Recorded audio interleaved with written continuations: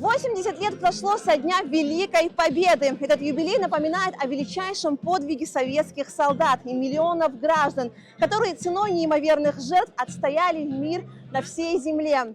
В Сухуми задолго до начала торжественных мероприятий у памятнику неизвестному солдату стали собираться люди. Здесь нет безразличных и безучастных. Всех связывает общая история. История Великой Отечественной войны. День Победы, 9 мая, поистине является семейным праздником. Многих ветеранов уже нет в живых. И в память об их подвиге люди семьями приходят к памятнику неизвестному солдату, где захоронены останки советских воинов-защитников Кавказа, и возлагают цветы. Вице-президент Беслан Бигвава, премьер-министр Владимир Делба, спикер парламента Лаша Ашуба, депутаты парламента, члены правительства, военнослужащие, общественность, школьники. В этот день вся страна склоняет головы перед подвигом солдат Великой Отечественной войны, перед героизмом и самоотверженностью советского народа.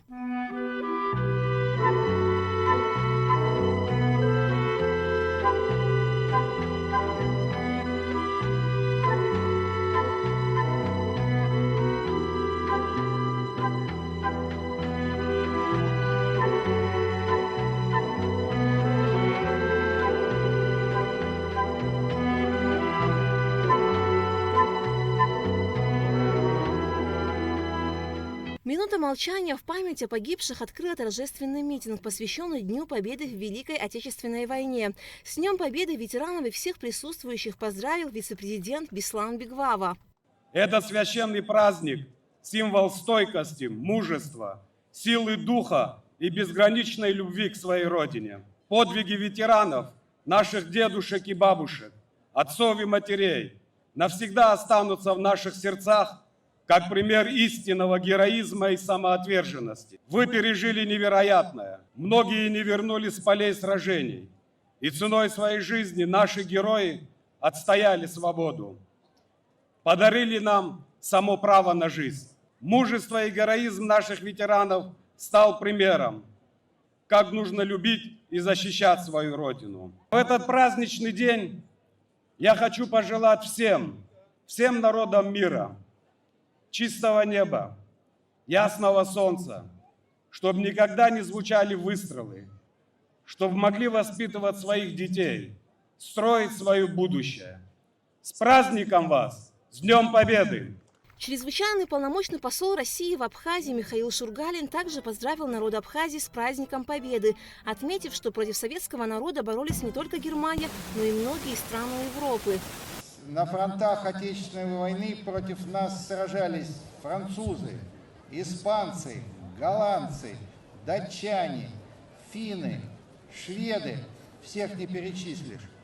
И сейчас эти страны, забыв уроки Великой Победы, вновь ставят перед собой цель нанесения стратегического поражения нашей стране. Как и тогда, мы говорим: наше дело право, враг будет разбит, победа будет за нами. Поздравляю всех с 80-й годовщиной Великой Победы. Многочисленные поздравления и слова благодарности в этот день звучат в адрес ветеранов, переполняют чувство гордости за тех, кто каждый клочок земли отвоевывал ради мира и процветания на всей планете. Мы склоняем головы перед светлой памятью павших. Подвиг навсегда останется в наших сердцах и будет примером беззаветной любви к отчизне. Памяти павших будем достойны. Низкий поклон всем ветеранам за их героизм, самоотверженность и нескрываемую волю к победе. Они – живая легенда и гордость нашей страны.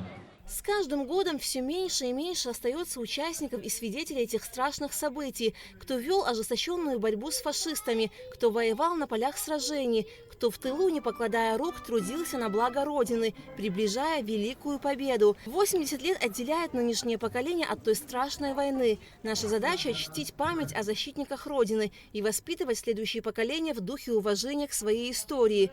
Ежегодно в этот день Министерство обороны Республики для ветеранов и гостей праздничного мероприятия организовывает военно-полевую кухню.